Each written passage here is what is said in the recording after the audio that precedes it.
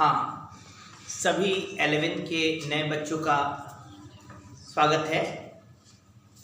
सभी 11th वाले बच्चे जो अभी नए नए एडमिशन हुए हैं सबके, और अभी सब ऑनलाइन, हमसे डायरेक्ट आपका कांटेक्ट भी नहीं हुआ अभी, तो हम लोग अब ऑनलाइन इसलिए शुरू करना पड़ा क्योंकि हम लोग का कोर्स न पिछड़े, थोड़ी पढ़ाई बनी रहे, ताकि जब क्लास चले तो हम फुल फेज में पढ़ा पाए और आप तब तक पीछे के सभी चीज़ बेस बनाए रखें, टच न ख़त्म हो जाए, है ना। तो हम लोग पीछे थोड़ा लेके चलेंगे।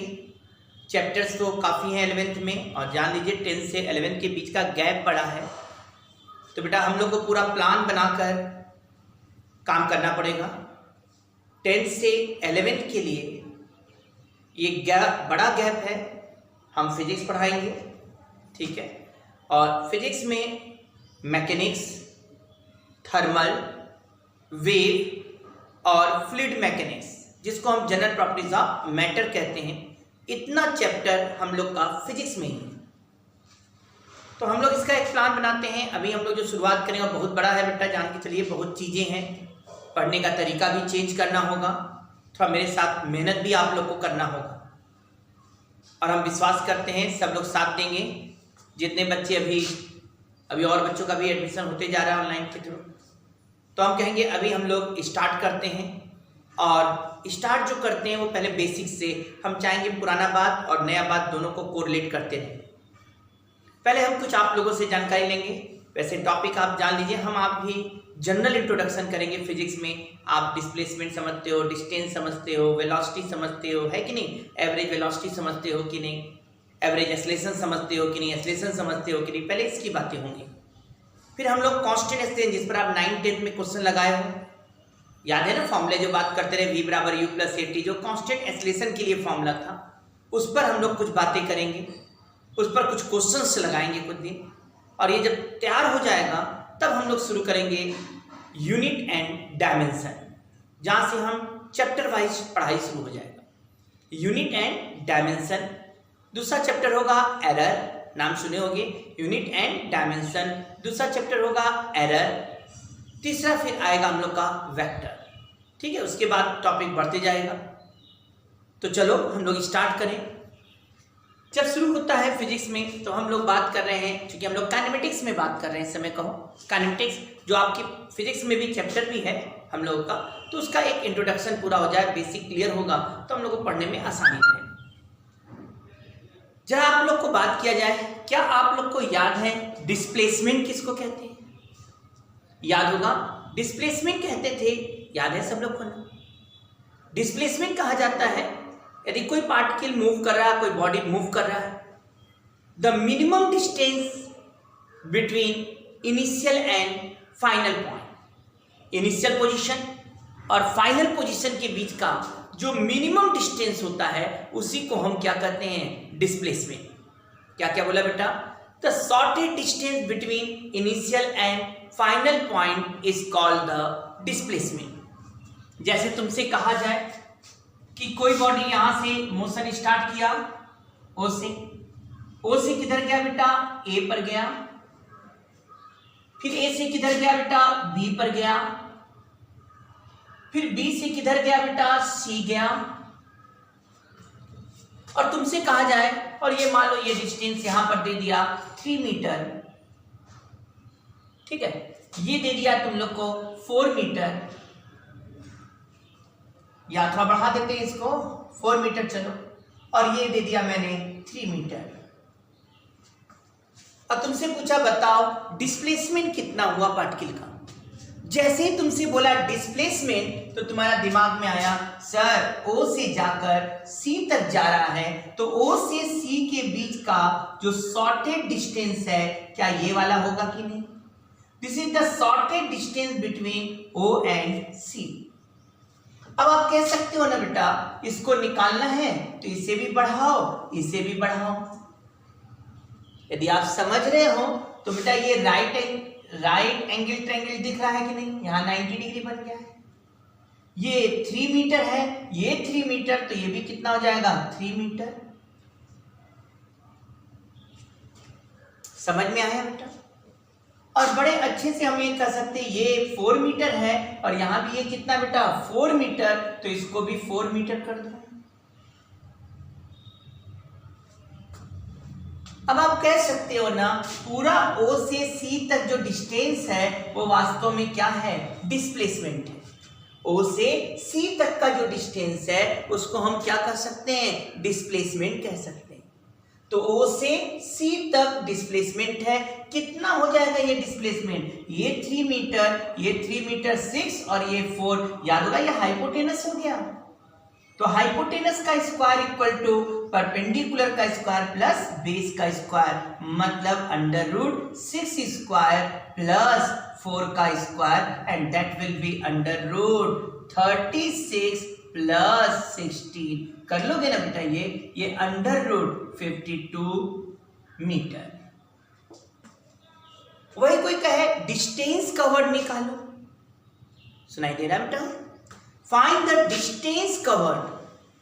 डिस्टेंस कवर्ड जैसे ही कहा बेटा, तो डिस्टेंस कवर्ड का मतलब क्या है, टोटल लेंथ ऑफ पाथ। जो टोटल पाथ का लेंथ है उसको हम डिस्टेंस कवर्ड कहते हैं। टोटल पाथ का लेंथ मतलब O से तुम्हें C तक जाना है तो पहले 3 मीटर गए, फिर 4 मीटर, फिर 3 मीटर। टोटल डिस्टेंस कितना हुआ, 3 + 4 7 + 3 10 meter. Distance covered by the particle या बात किया जाए तो डिस्टेंस कवर्ड हमसे पूछता तो 3 + 4 + 3 मतलब हो जाता ये तो डिस्प्लेसमेंट था। यदि हमसे कहा जाए डिस्टेंस कवर्ड कितना हुआ भाई, कितना डिस्टेंस ट्रेवल किया, तो हम कह देंगे भाई 3 + 4 7 + 3 कितना हो गया 10 metre.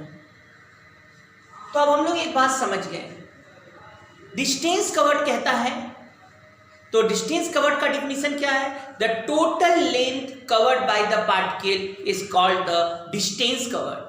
The total length covered by the particle is called the distance covered. Clear है सबको? The total length covered by the particle, total length of path है ना, travel by the particle is called the distance covered and the shorted distance between initial and final point is called the displacement. अब तो कुछ समझ में आया होगा displacement क्या और डिस्टेंस क्या है। जैसे अब आपसे कहा जाए पूरी जगह पर कि भाई देखो एक पार्टिकल ऐसे गया, ऐसे गया, ऐसे गया, ऐसे गया, ऐसे गया, ऐसे आया, बताओ डिस्टेंस कवर्ड क्या है। तो you have to add all the length of path, सभी पाथ जो वो चला इस सबको ऐड कर दो, ये सबको ऐड कर दो, ये क्या हो जाएगा डिस्टेंस। लेकिन कहा जाए डिस्प्लेसमेंट क्या है, तो हम कहेंगे भाई डिस्प्लेसमेंट का मतलब हो गया इनिशियल टू फाइनल, ये वाला जो पोजीशन होगा यहां से यहां तक, रास्ते से इसको नहीं मतलब डिस्प्लेसमेंट को। डिस्प्लेसमेंट को मतलब है इनिशियल क्या और फाइनल क्या, ये डिस्प्लेसमेंट है। तो क्या हमारे स्टूडेंट को डिस्प्लेसमेंट और डिस्टेंस कवर्ड समझ में आया है? अब जरा बात करेंगे, कुछ डिफरेंसेस भी देख लिया जाए। ध्यान देना, डिस्टेंस कवर्ड यदि बॉडी मोशन कर रहा है, यदि बॉडी मोशन कर रहा है तो टाइम के साथ डिस्टेंस हमेशा बढ़ता ही रहेगा। यदि बॉडी मोशन कर रहा है तो टाइम के साथ डिस्टेंस हमेशा बढ़ता ही रहेगा, क्योंकि भाई यदि मोशन कर रहा है तो चलेगा और चलेगा तो पाथ कवर करेगा, और चाहे वो किसी डायरेक्शन में चल रहा है उससे नहीं मतलब, तो हम कहेंगे ऐसे गया, ऐसे गया, ऐसे गया, ऐसे गया, यदि चल रहा है तो डिस्टेंस हमेशा बढ़ता रहेगा टाइम के साथ। If body moves the distance will always increases, but displacement may be increase and may be decrease also. Displacement बढ़कर घट भी सकता है, क्योंकि डिस्प्लेसमेंट में आप कह सकते हो ना तुम आगे जा रहे थे और आगे जाते जाते जाते और रिटर्न मार दिए। जब तुम रिटर्न मार देते हो तो यहां पर डिस्प्लेसमेंट क्या होने लगा, घटने लगा। जबकि डिस्टेंस कवर्ड होगा, नहीं सर डिस्टेंस तो बढ़ता जाएगा कि डिस्टेंस दिस प्लस दिस होगा, लेकिन डिस्प्लेसमेंट ये होगा आगे आ गया और कम हो गया। तो डिस्टेंस टाइम के साथ हमेशा बढ़ता है, distance always increase with time, but displacement may be increase may be decrease. इसीलिए कभी कभी ग्राफ दे देता है बेटा कि कौन सा ग्राफ सही है, और ऐसे बना देता है बेटा displacement time graph. Displacement time graph अब बना क्या करता है भाई, ऐसे ग्राफ बना दिया और यहां लिखा डिस्टेंस कवर्ड। डिस्टेंस लिख लेना आप लोग, डिस्टेंस कवर्ड और टाइम का ग्राफ, वो भी ऐसे बना दिया। अब पूछा इसमें से कौन सा ग्राफ पॉसिबल हो सकता है। देखो इसमें क्या मतलब है, यहां दिख रहा है कि टाइम के साथ डिस्प्लेसमेंट बढ़ रहा है, यहां तक डिस्प्लेसमेंट बढ़ा, इसके बाद डिस्प्लेसमेंट घट रहा है। सर पॉसिबल है क्योंकि डिस्प्लेसमेंट टाइम के साथ बढ़ भी सकता है और घट भी सकता है। लेकिन ये ग्राफ जो दिया है यह डिस्टेंस कवर्ड है, कवर्ड लिख लेना भाई ना पूरा। ये क्या होता है, इस टाइम पर ये डिस्टेंस और इस टाइम पर यह डिस्टेंस, इस टाइम पर यह डिस्टेंस। सर यहां डिस्टेंस तो बढ़ता जा रहा है लेकिन फिर डिस्टेंस घट रहा है। सर डिस्टेंस कभी भी टाइम के साथ नहीं घट सकता, इसलिए ये ग्राफ पॉसिबल नहीं, लेकिन ये ग्राफ पॉसिबल है। बात समझ रहे होंगे थोड़ा थोड़ा। यदि आपको अब समझ आ रहा, ग्राफ बनाकर पूछ देता है कौन सा ग्राफ पॉसिबल है कौन सा ग्राफ नहीं पॉसिबल है। अब डिस्टेंस कवर्ड समझ जाना, यहां क्या लिखा है डिस्टेंस, अब लिख लीजिएगा कवर्ड है ना, कवर्ड चला गया डिस्टेंस, तय की गई दूरी डिस्टेंस ट्रेवल्ड, और टाइम के बीच ग्राफ खींच रहा है, ऐसे ले गया।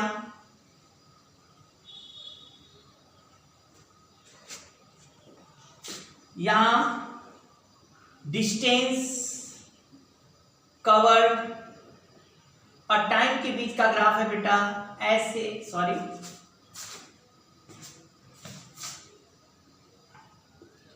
ऐसे ले गया। इधर डिस्टेंस कवर्ड और टाइम का ग्राफ है। डिस्टेंस कवर्ड पूरा समझ जाना, मैंने शॉर्टकट ही लिखा है, और इसको मैंने ऐसे ऐसे दे दिया। यहां डिस्टेंस कवर्ड और टाइम का ग्राफ है, और इसको मैंने ऐसे ले जाकर ऐसे कर दिया। एक मिनट तो दे चुके हैं ऐसे।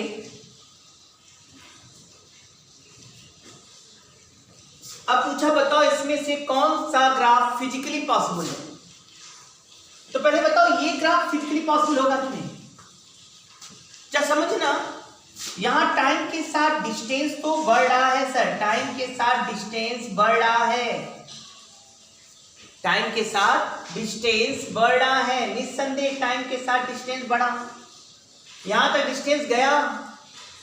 लेकिन इसके बाद देख क्या रहा है बेटा, डिस्टेंस तो घटा, देख रहे हो डिस्टेंस तो अभी भी बढ़ रहा है लेकिन टाइम घट रहा है। क्या टाइम घटना पॉसिबल है, यहां से यहां तक टाइम बढ़ा और फिर इधर आने का मतलब टाइम घट रहा है। टाइम घटना फिजिकली पॉसिबल नहीं है।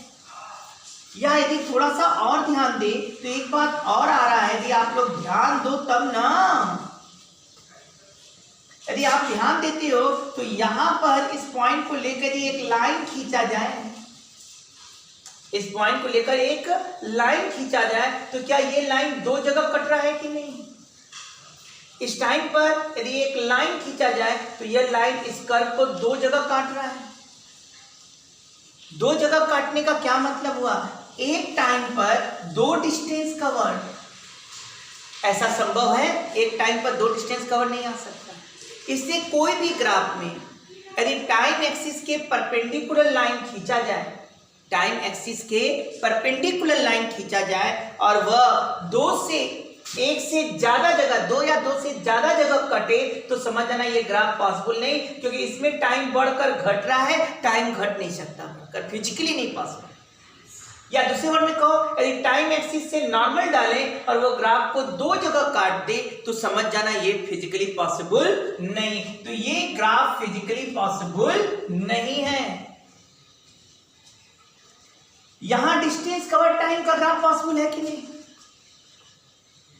यहां देखा जाए तो हम बोल सकते हैं कि सर यार टाइम था बढ़ रहा है, यहां डिस्टेंस बढ़ते बढ़ते बढ़ते, अरे सर डिस्टेंस घटने लगा। डिस्टेंस घटना पॉसिबल नहीं है, इसलिए ये वाला ग्राफ भी संभव नहीं, क्योंकि टाइम के साथ डिस्टेंस बढ़ा फिर डिस्टेंस घट गया, तो यह भी संभव नहीं, ये दोनों ग्राफ गड़बड़ हो गया। अच्छा अब बताओ ये ग्राफ संभव है कि नहीं? एकदम संभव है, क्योंकि इसमें डिस्टेंस बढ़ा है टाइम के साथ और फिर टाइम भी बढ़ा और डिस्टेंस भी बढ़ रहा है। भले स्लोप चेंज हो रहा है लेकिन सर नेचर चेंज है ग्राफ का, लेकिन देखा जाए तो ये पॉसिबल है। अब बोला जाए क्या सर ये पॉसिबल है कि नहीं? ये वाला ये भी नहीं पॉसिबल है, क्योंकि फिर देखो भले कर्व है लेकिन एक टाइम पर दो डिस्टेंस कवर्ड, एक टाइम पर कैसे दो डिस्टेंस कवर्ड होगा? और वैसे दूसरी तरह से बोल सकते हो कि सर डिस्टेंस बढ़कर फिर घट रहा है, इसलिए भी टाइम घट रहा, सॉरी टाइम घट रहा, डिस्टेंस तो बढ़ रहा है, लेकिन टाइम घट रहा, टाइम घटना फिजिकली पॉसिबल नहीं है, इसलिए ये ग्राफ भी संभव नहीं है। आया समझ में?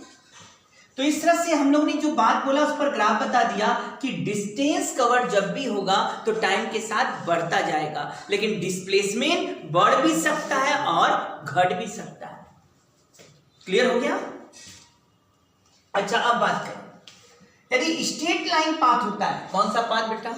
Straight line path. यदि स्ट्रेट लाइन पाथ है तो वो सीधा चलता चला जाएगा।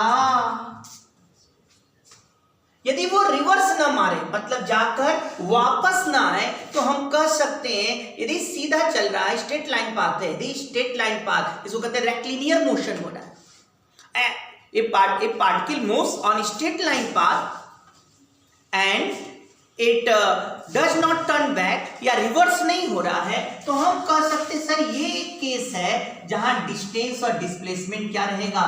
सेम, क्योंकि इनिशियल से फाइनल जो मिनिमम डिस्टेंस होगा वही टोटल पाथ का लेंथ भी हो जाएगा। तो इस जगह हम कह सकते हैं सर इस जगह स्ट्रेट लाइन में डिस्टेंस कवर्ड, डिस्टेंस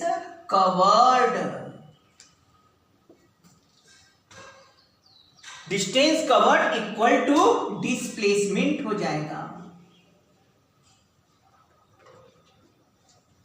लेकिन कब तक? जब स्ट्रेट लाइन होगा तब, रेक्टिलिनियर होगा तब, रेक्टिलिनियर कहते हैं बेटा, रेक्टिलिनियर कहें या स्ट्रेट लाइन मोशन कहे, तब डिस्टेंस कवर्ड और डिस्प्लेसमेंट बराबर हो जाएगा। समझ में आया? लेकिन यदि कर्ड पाथ में चले, कर्ड पाथ मतलब टेढ़ा मेढ़ा ऐसे, तो इस केस में हमें जैसे यहां से यहां तक गया तो हमेशा डिस्टेंस कवर्ड ज्यादा होगा और डिस्प्लेसमेंट कम होगा। तो इस केस में यदि कर्ड पाथ है तो डिस्टेंस कवर्ड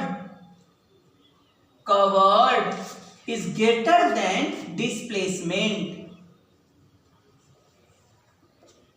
क्लियर बेटा? है ना? कर्व लीनियर मोशन, क्या कहेंगे? कर्व लीनियर मोशन में